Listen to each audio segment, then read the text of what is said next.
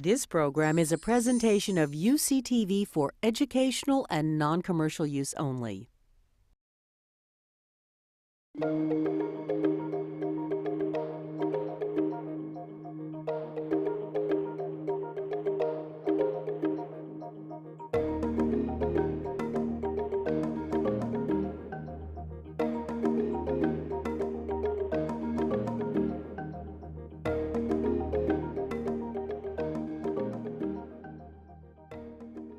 Welcome, everyone. Welcome to the first of the Distinguished Innovator Lecture Series of the speaker series.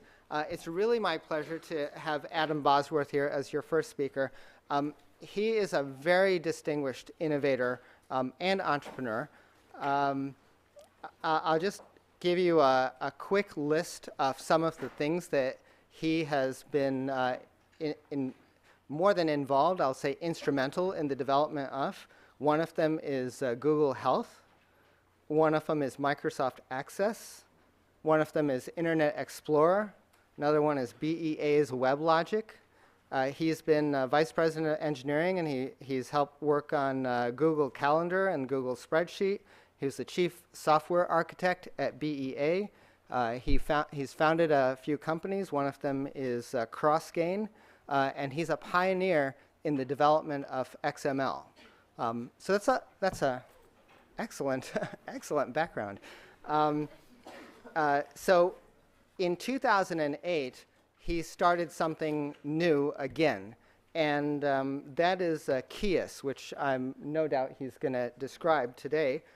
And Keas is something that comes out of his own personal interest to take on issues in healthcare. So with that, we're very pleased to have Adam as our first speaker for 2010 in this series. Thanks.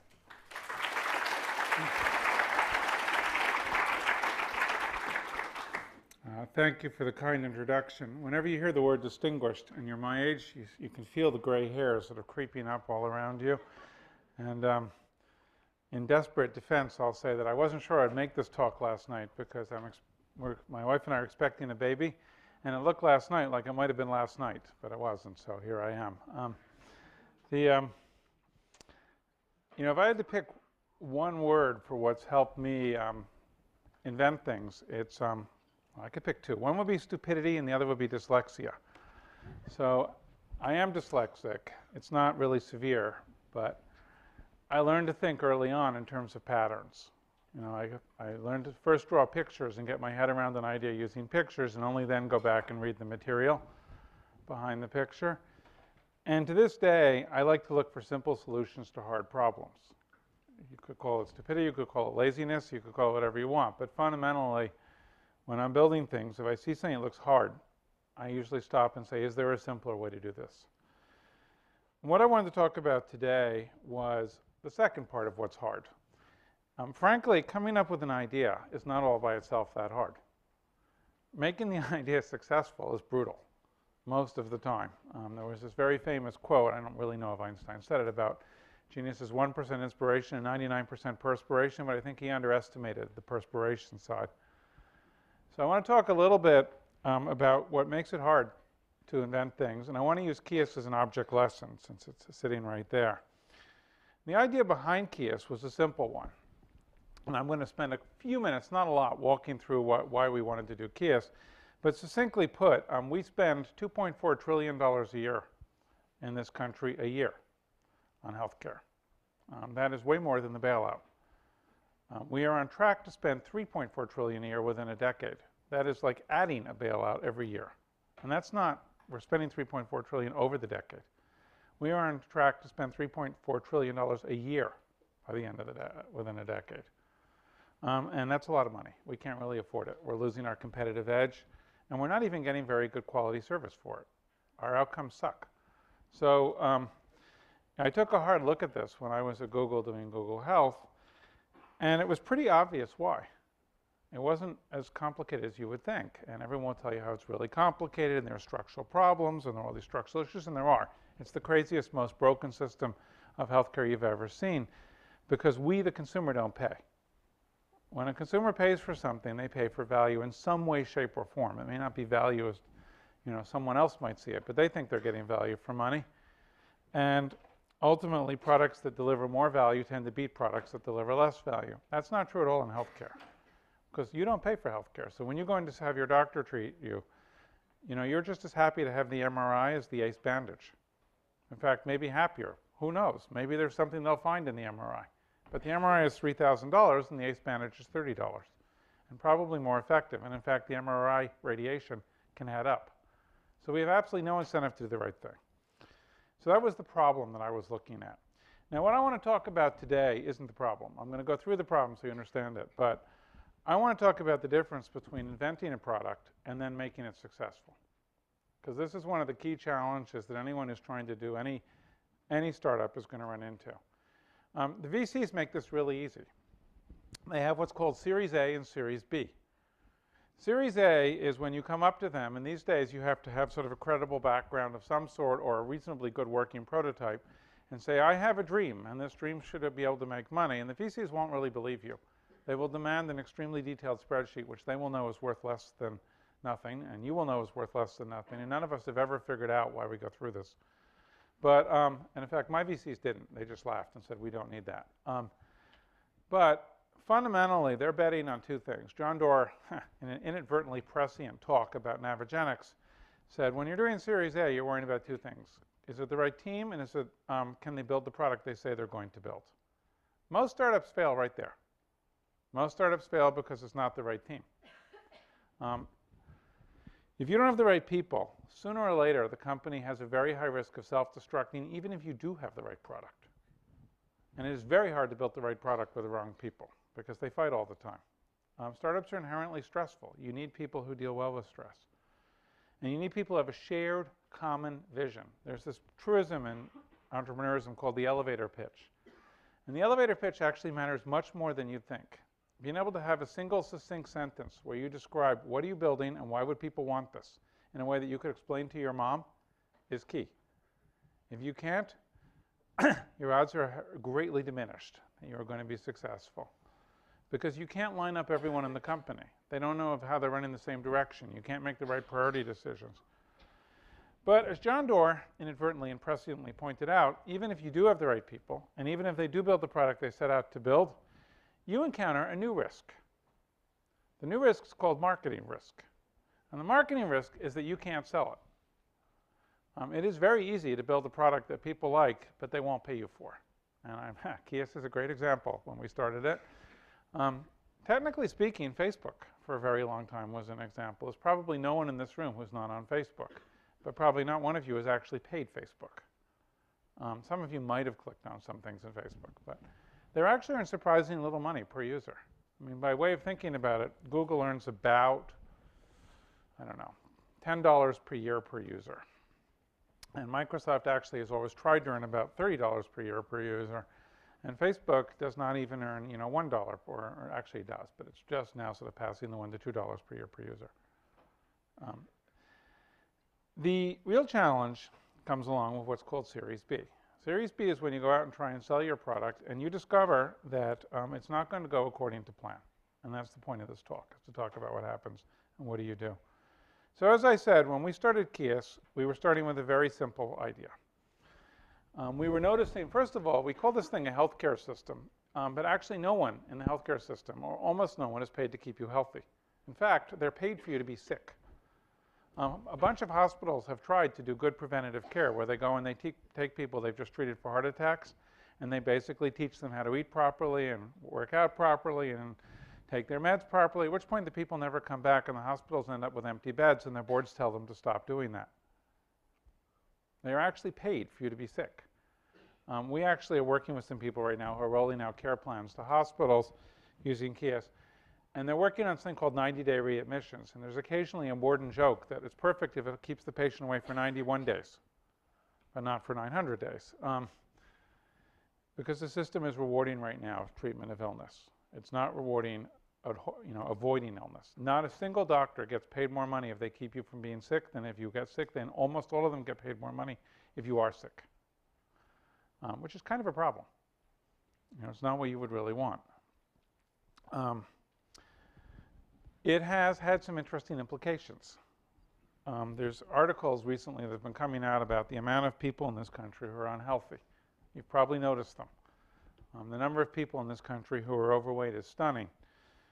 It's called politely the metabolic syndrome because typically it goes along with overweight is high blood pressure and high cholesterol and what have you. The effects, which are typically generated by this, are pretty interesting. They tend to kill you. These are the prevalence of the metabolic syndrome by age, and this is what happens. This is cardiovascular disease.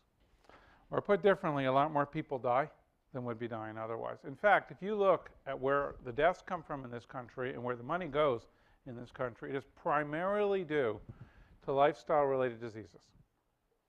You know, we tend to think of illness as bad luck. We were struck by lightning. There's nothing we could have done.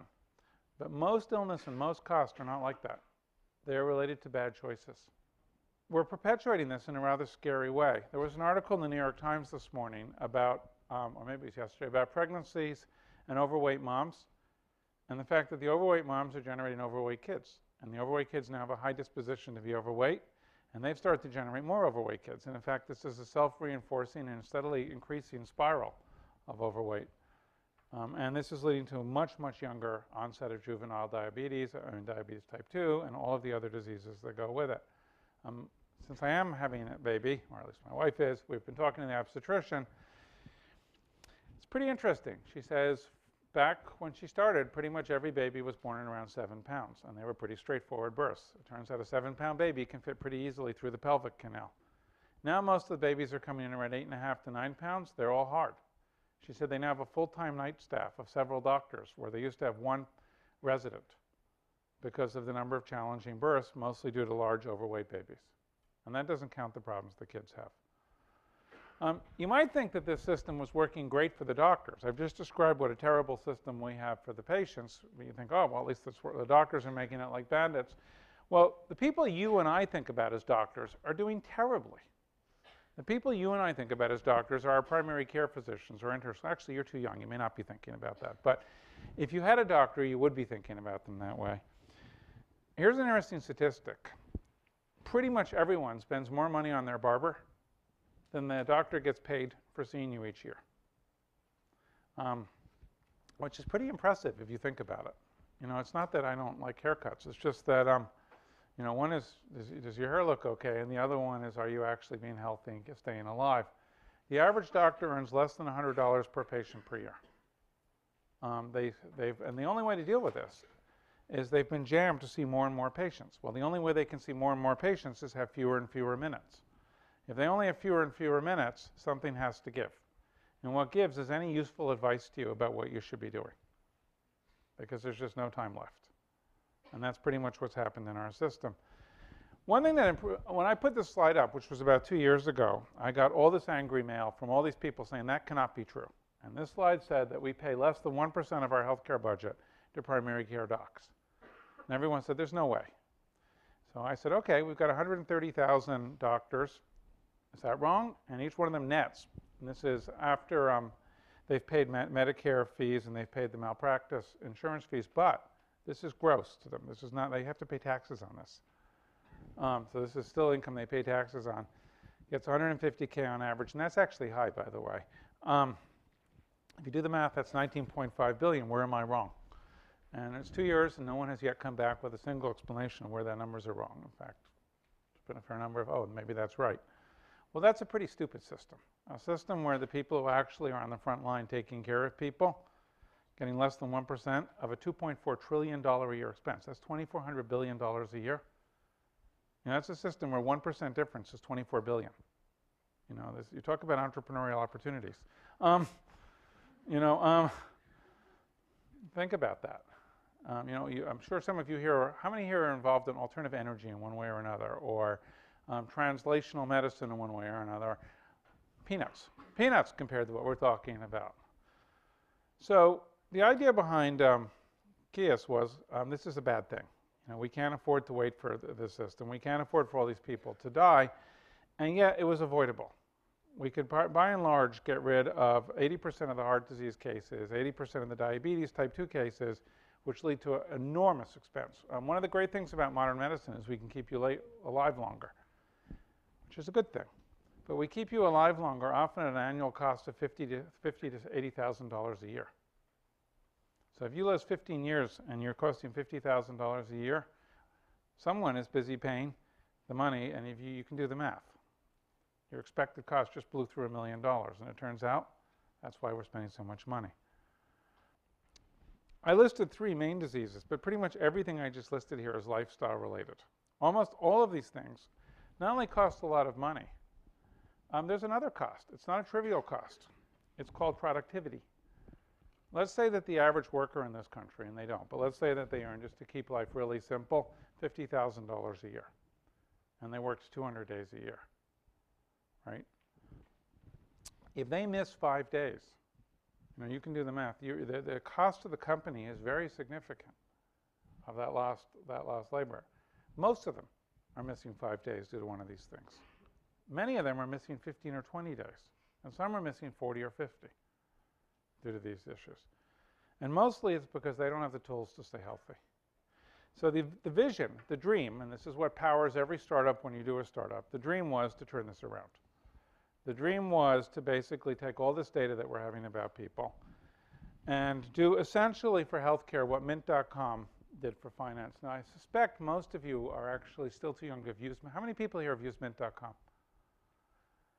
One of you. Why are you using it?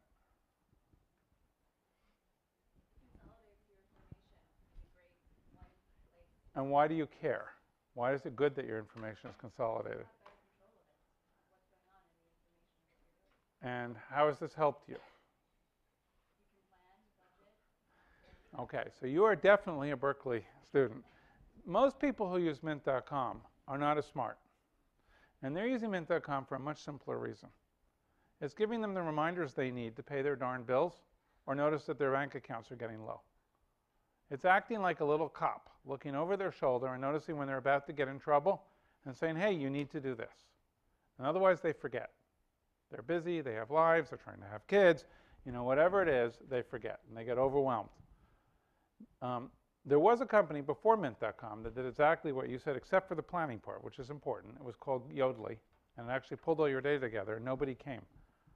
And then Mint.com came along, and they did 2 things. They provided a model where they gave you all the reminders you needed to essentially not do bad things, and they gave you, just like you said, a planning tool, where if you wanted, you could figure out what should you be doing, put together a plan, and then they give you the tools to sort of follow that plan, right? And that's a good thing. We want to do the same thing for healthcare. We wanted to start by giving people all the reminders they needed to at least not get sicker. Don't forget your vaccinations, don't forget to show up for the optometrist, the podiatrist, don't forget to take your meds, etc. And then, by the way, if you want to figure out whether you're in good health and if you're not, what to do, get better, here's how to put together a plan. So that was the original vision behind the company. There was one thing that was working in our favor. The thing that was working in our favor, succinctly put, are these things.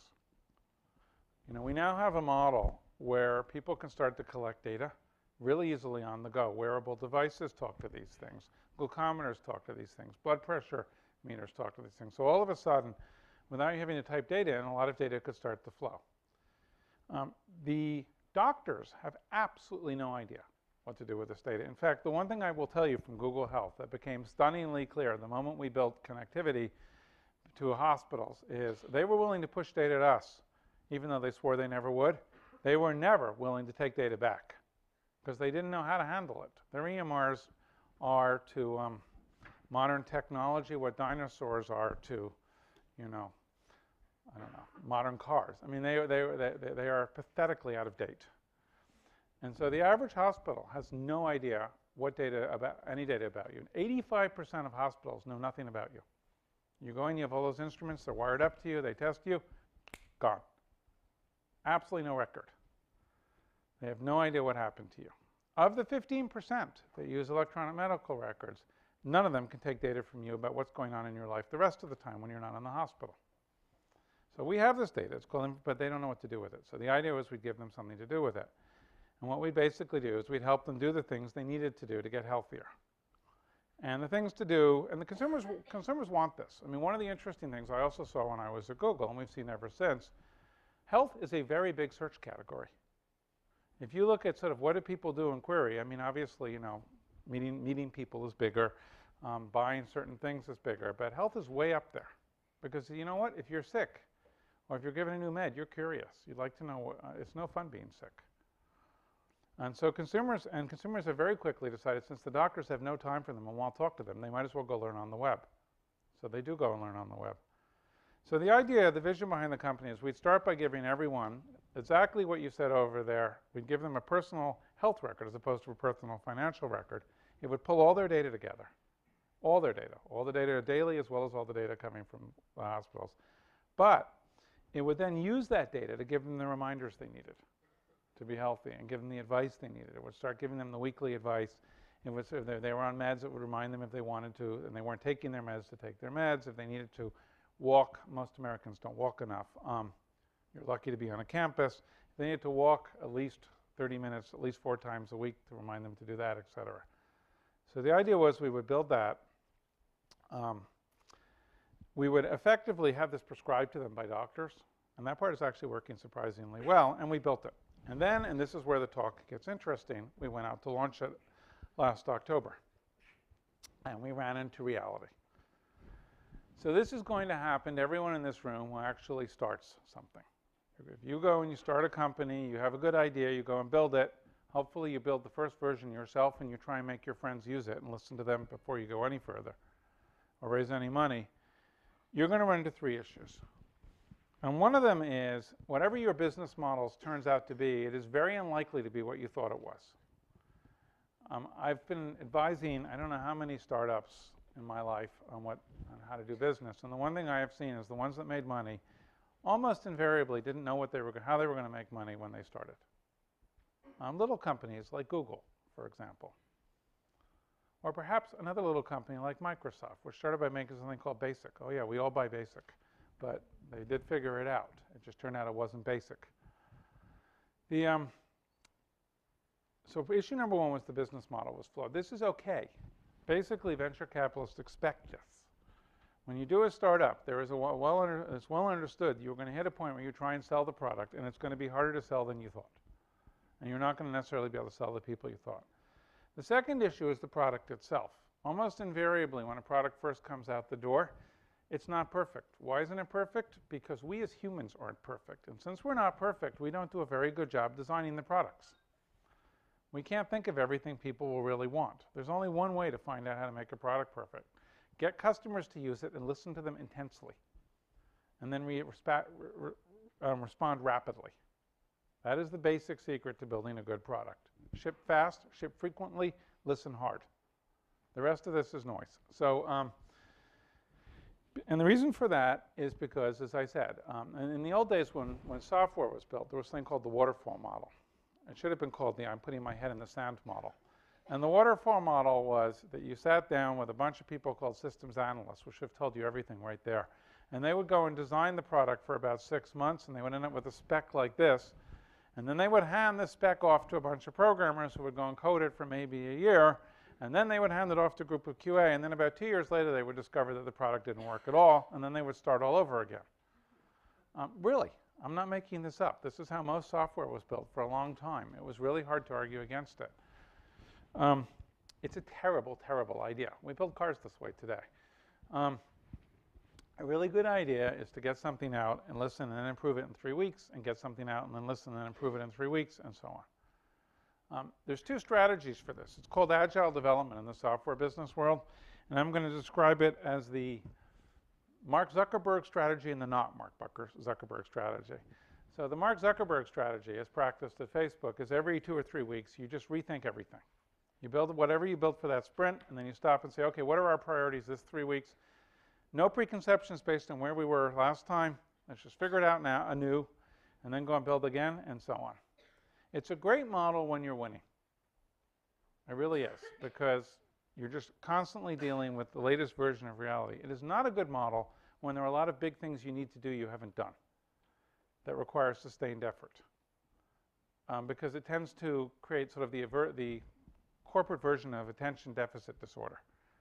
You work on it for a sprint, you forget about it for 6 sprints. Then you work on it again for a sprint of 3 weeks, and you forget about it for 6 sprints. And meanwhile, you're not making much progress on something that needs constant attention. So the other model, I'll call it the Salesforce Mark Benioff model, is you put together a roadmap, but you still do it in 3-week chunks, and you do constantly tune it. But you have some sense of where you're trying to go quarter to quarter. Either one works, depending on where you are. Typically, one works better if you're essentially just improving an existing product that's already dominant. The other one works better when you're trying to break into a market. The third issue is users. I used to draw this picture when I was at Microsoft. And I would draw this picture where the y-axis was where the user was, and the x-axis was time. So just imagine the further out to the right you go on the x-axis, the more time has passed. And I would draw a little circle of where you thought the user was at the time you started your product. And I would draw a picture not too far away from it, but not there, of where the user really was. And then I would have a straight line going out from you to where the user, long past where the user was, to when you actually shipped. And meanwhile, I would show the user steadily veering away from this point. So by the time you shipped, the user was nowhere near your product. That is very typical. And in fact, that happened to Keas in an interesting way. We started working on the product in 2008. I think that's right. No, really 2009. We built it. We launched it in October. And by the time we did, something very fundamental had happened. It was called these. Most people had decided if they were ever going to put in data that in any way was transitory or daily, they were going to do it over their mobile phone. You know, they would go to the web when they actually need to go to the web, but the web was not the primary mechanism of collecting what was going on a daily basis, and that affected us. So let me just walk through these in a little more detail. Business model. So the original vision behind Keas was that we would be paid a lot like an app store. The app store, many of us fell in love with the app store because it was so nice. You know, what a great idea. Everyone will build apps. You collect your 30%. That's what Apple collects. They get 70%, so they don't whine too much. And you're getting paid all this money for other people's work. It's wonderful if you're an entrepreneur. It was not to be. Consumers are not really excited about building, about paying for health apps. And if they're not excited about paying, the people who build health apps are not excited about building them. There's a priming the pump problem there, and it didn't prime. It turned out that the real business model was nothing to do with B2C. And this is one of the, again, the very common things you run into in many, many startups. The real business model was B2B. Now, you're going to hear this term, and your eyes are going to glaze over, and you're going, what is B2B and what is B2C? It's actually very fundamental. B2C is a wonderful place when you can be there because you are selling direct to the consumer. And particularly if you're building a website kind of thing, you do not really need salespeople. Let me repeat that. In a normal environment, when you're building anything that's sort of web-based and you're selling to consumers, you don't need salespeople. You just try to improve your product. They come, they pay you, and you're happy. You need product people. You need marketing people to tell all these consumers that your product is there. But you actually don't need salespeople. Salespeople are expensive. They require lots of care and feeding, and they can only sell to so many people. In a B2B space, you must have salespeople. In fact, it's not at all clear you need marketing. In a B2B space, they don't really care what the press is saying about you. It gives you a sort of cachet and maybe a brand. I get, the other day, for some reason that frankly completely eludes me, Time Magazine gave Keas one of the top 50 websites. Not sure why they did that. They didn't talk to us. But we had this huge spike in traffic, which earned us not a penny. I guess it gave us a little cachet on the B2B sales, but it wasn't really very exciting. And so there was a big, oh, that's nice at Keas, and everyone went back to work. On B2B, you are selling to people who have to pay you real checks. When you sell B2C, you're not usually charging too much money. Everyone here know what elasticity of demand is? Or does anyone here not know what elasticity of demand is? Okay, so for the one person honest enough to raise his hand, elasticity of demand is the idea that as you lower price, more people will buy the goods. And that if the more people grows faster than the price goes down, it might be a good idea to lower price. For example, if 10 people would pay you $100, but 1 million people would pay you $1, you could charge $1. Sometimes it works the other way around. 10 people will pay you $100,000, 1 million people will pay you a penny. At that point, you're actually better off charging $100. So you have to sort of figure this out. But typically speaking, B2B sales are not cheap. They are not a penny. And there's a very simple reason. It's those pesky salespeople. It turns out you really can't afford to have a sales force selling a product direct to consumers, to businesses, unless you're getting paid, say at least $100,000 a sale, arguably more. So that means your price point is pretty well fixed. You better be building something that businesses are willing to pay you at least $100,000, if not more, or you better be doing telemarketing sales and hoping that you can sell through, which is the Salesforce model. Now, interestingly, even Google's business model turns out not to be B2C. Does anyone know what Google's business model really is? And who do they sell to? Well, they don't actually sell to people who want to sell stuff. There are actually no salespeople, pretty much, at Google who sell to people who want to sell stuff. They sell to advertising companies. They sell to the people who sell to people who want to sell stuff. It's an important distinction. That means they're very B2B. They have a very large sales force, and they're very good. And their job is to go out and find people who are basically the people who want to sell stuff go to, and convince them to use Google. It's not hard because the economics are pretty good, but nonetheless, that is the basic model. At least when I left Google a few years ago, there was virtually no one at Google that was actually selling to anything you would recognize as a company other than ad companies. But they were selling to lots and lots of ad companies. Now, Google was in a nice position because they got a lot of money where they didn't sell to anybody, where people just put their own websites up and put their own AdWords up. But to the extent that they had a sales force, it was B2B. So in our business, in Keas, since we're in health, the ultimate purchasers were the people who pay for health care. Now, most of you probably think that the people who pay for health care are insurers. By and large, that is not true. The insurers are crafty devils, and they figured out that they were not very good at predicting how much health care would cost, but they were very good at getting paid for administering health care, figuring out what benefits you're entitled to, which doctors can treat you, which meds you can have, what procedures you can have, and what to pay the doctors for it. So most business for most insurers in this country is actually acting as an administrator for big companies and not taking the risk. The risk is actually taken by the companies that pay them. For example, every single company in the Fortune 500 is self-insured. So when you think about that $2.4 trillion, a huge chunk of that is being paid directly by employers. And in fact, they're sort of paying twice. They pay fees to these insurers just to do the administrative tasks, pretty hefty fees. And then on top of that, they pay for their employees when they get sick. Governments are pretty much in the same boat. The VA, Medicare, pretty much in the same boat. The only people that the insurers really are taking on the risk for are sort of mid-level employers and individuals. And as you've all seen in widely publicized cases, they do their very best not to take on individuals. And when they do, to charge so much that they couldn't lose. Then the individuals retaliate by not buying the insurance unless they're so sick that they could lose, and there's this interesting arms race. Mostly, though, it's employers and governments. To some degree, health plans. The problem is, if you're a little startup and you had to go sell to these people, and you had to go and build a sales force, you would go broke. You would go broke because you would have to hire a whole sales force of people. All of them are selling one-on-one with what's called latency. And latency is how long it takes you to make a sale. When you're trying to sell a product to keep employees healthier, I'm here to tell you it takes you 6 months to make the sale and 6 more months to get paid. And that means that you've just spent whatever you paid that Salesforce guy a year before any money even started to come in. Small companies can't afford to do this. So what Keas did, and we got completely lucky, and most startups that survive do get lucky, is we found channel partners. And I'll come back to that. The second problem we had was that the product wasn't good enough. And again, virtually all of you, if you build a successful product, will find out that your product is not good enough. Now, being good enough is not about features. Steve has done a really brilliant job proving this over and over again, but perhaps the best example is the flip video, which does a really good job having fewer features. Being good enough is not about having more features. I emphasize this because some number of you, feel free to raise your hands, are MBAs.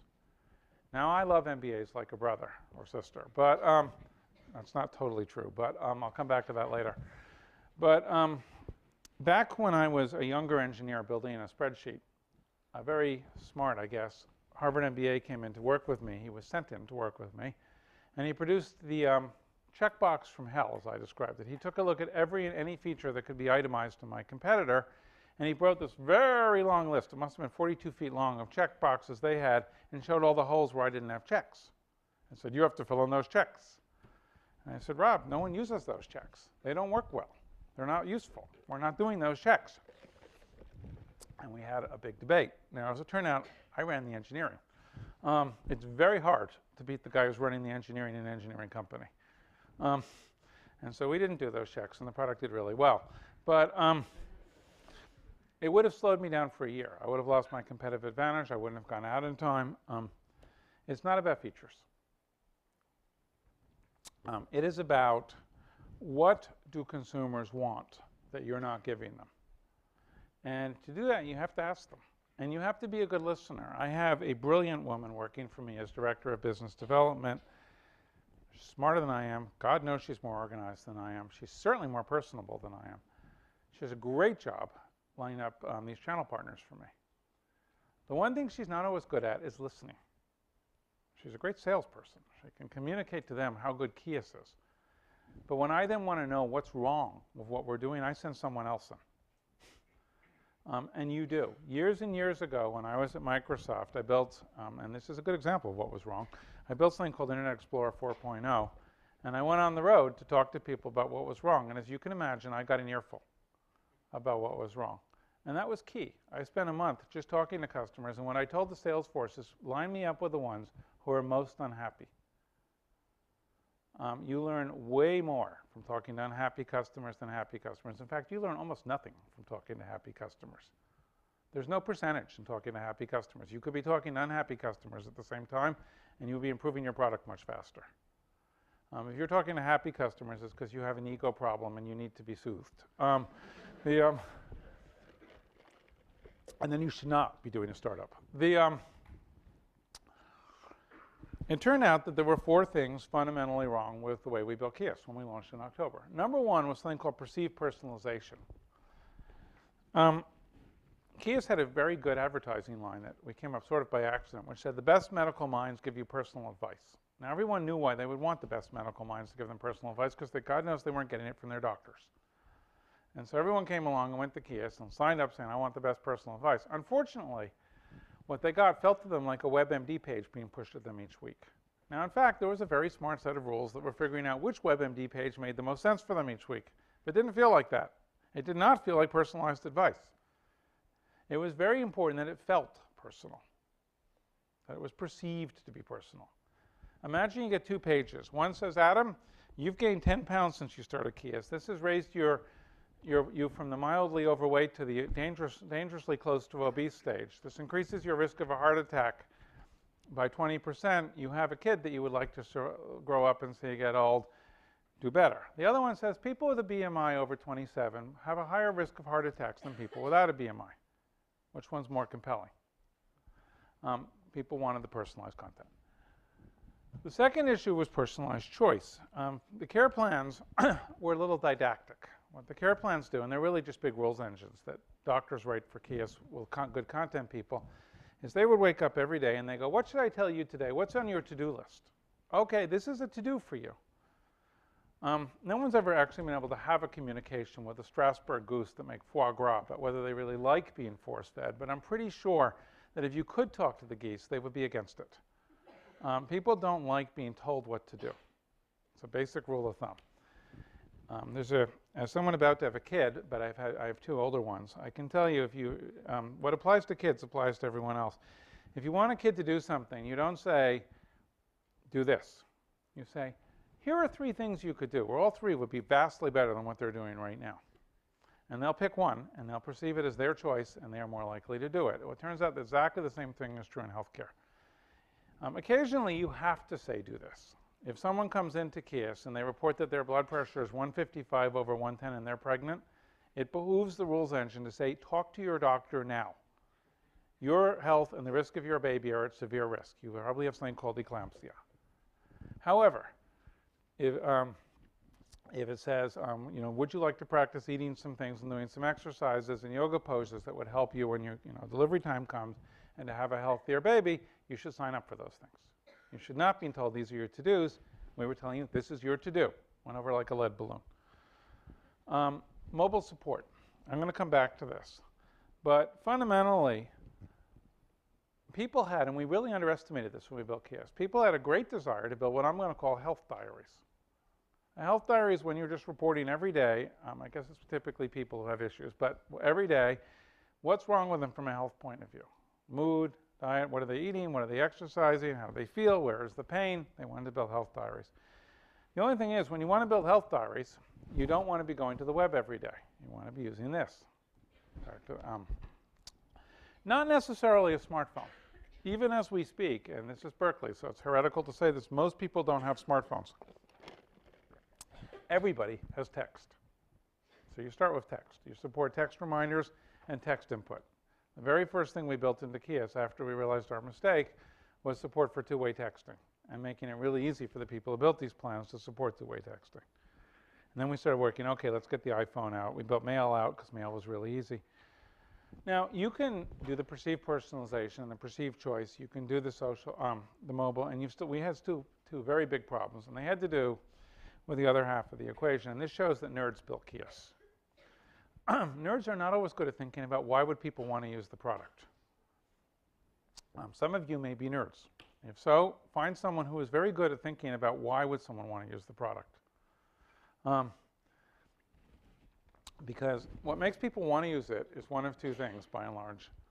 And it's not, oh, I'm going to be healthy in 20 years. People's time frame for being, oh, I'm going to be healthy in 20 years is about 0. It's either I have some very quick goal because I think I'm going to either, the pain will go away or I'm going to be more dateable, or one of two things, social support and rewards. How many people here use Farmville? That is spooky. Farmville on Facebook. That is quite amazing. I think statistically, okay, I better finish up. I'm being waved at. Normally, that half the room would go up. People love to get little rewards for doing the right thing.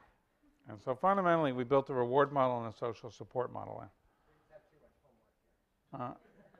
No, there's something very odd about this. I mean, like if you do the black marbles and white marbles thing, there's no way that you could get this many people to be black marbles.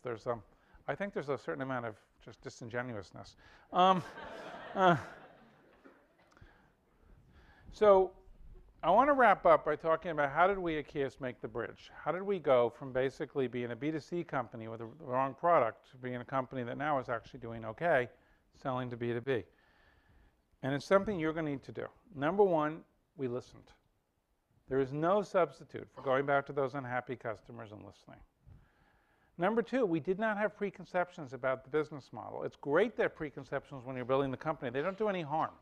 They're a happy fantasy. You all are convinced you're going to get rich. It's motivating. You work those extra hours. Just when you finally get to reality and start selling, then you have to not have the preconceptions.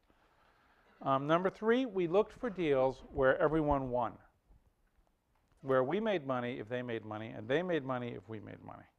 It is much easier for your salespeople to cut a deal like that. In fact, if you find any deal not like that, something is wrong, and you will probably ultimately not make money, at least in the B2B space. We also had to learn, and we learned the hard way, what are called false positives. We would walk into hospital after hospital, and they would basically do the wave. I had the head of one of the biggest hospitals in the country with tears in his eyes telling me how great Keas was, and how he would put every patient on it, and I have yet to receive a single dollar from these tears. We realized that the hospitals loved Keas, but they couldn't pay us. It is not good to have someone who loves you and can't pay you if you're a startup, unless someone else will pay you. You have to admit that you're wrong. And you also have to think about leverage. You can only afford to sell to so many people. You can only afford to support so many people. This is a very, very hard thing for startups to do. This is the need to say no. We would fail at Keas if it weren't for my partner. My co-founder is a very tough Northern Italian. He's very good at saying no. And over I go, George, it'll be a great deal. Okay, Adam, we have no one to support this. We have no one to handhold them. It is going to cause it. We are going to fail. And we walk. It's very important you can do this.